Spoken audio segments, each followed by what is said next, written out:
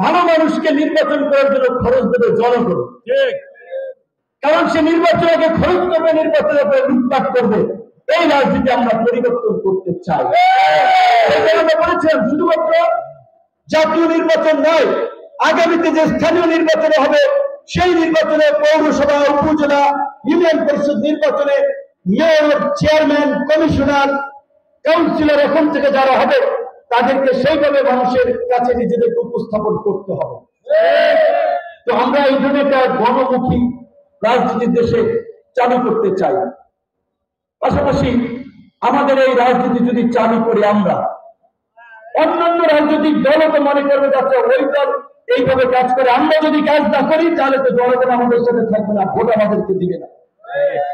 আর আগের দিন নাই, আগের দিন নাই নাকি ভাড়া ভাড়া থাকি, ওই যে দিনের ভোট নাইতে হবে, মেম্বারিটা মারেন, চেয়ারম্যানিটা আমরা মাইলে লইতেছি, ওই সিস্টেমের নির্বাচন বাংলাদেশে আর হবে না।